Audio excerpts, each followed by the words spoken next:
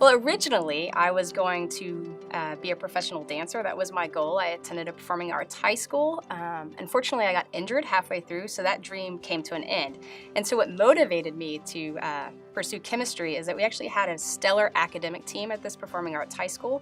And it's there that I fell in love with chemistry. So I've always been more of a numbers person than a words person, so problem solving and science has always been something that's appealed to me. I was a voracious reader, and so I really enjoyed reading popular science books. And some of the popular science books I read, such as books by Dr. Mikio Kaku and Carl Sagan, those kind of influenced me to believe that science was maybe the best and most accurate way of understanding the world.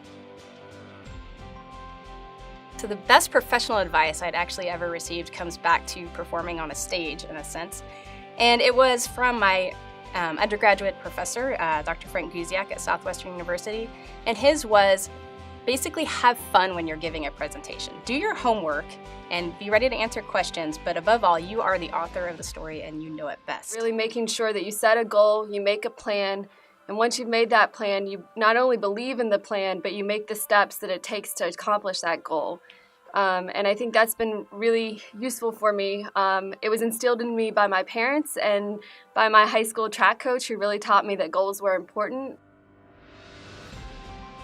Being at the Navy and being in the science field, I'd have to say that Grace Hopper has always been somebody who has appealed to me since a young age.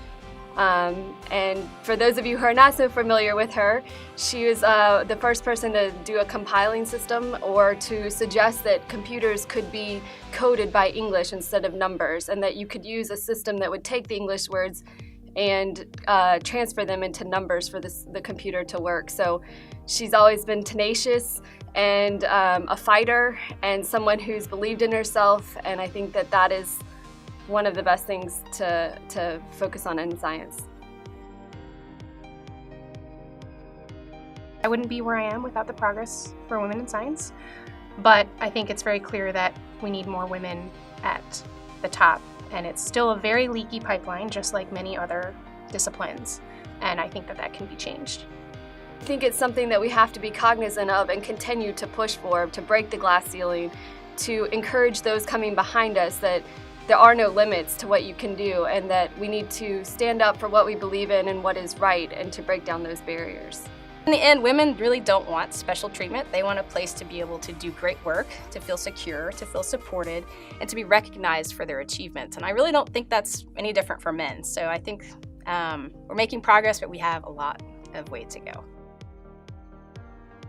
Women scientists at NRL are very good at supporting one another. Actually, I have often about a monthly meeting with women from the base where we go out and just have time to discuss and enjoy each other and to support each other and be the sounding board for both complaints and to also just say you can make it to the next thing, you can do this, you're doing awesome. And I think that that makes this a very unique system to work in. I enjoy working at NRL because it allows me to pursue the freedom of looking into the research that really interests me. What I love about working at NRL is it is somewhat of an academic setting. So for a bench chemist, that's really important to me. And so you have freedom to work on a variety of projects. And in the end, they all have to be important to the Navy. And so you're coming to work to do some basic fundamental science, but yet you can see how they can transition out to the Navy and really protect our warfighters and our sailors and make a difference. Thank you very much for listening, and happy Women's History Month.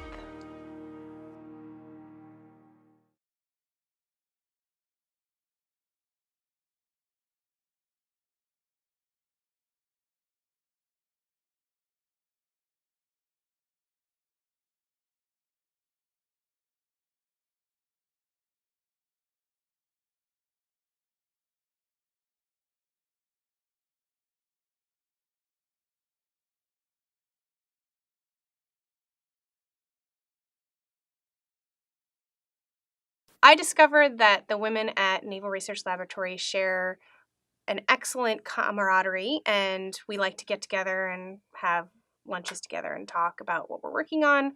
I've also found that they're really nice people who also spend a lot of their time volunteering.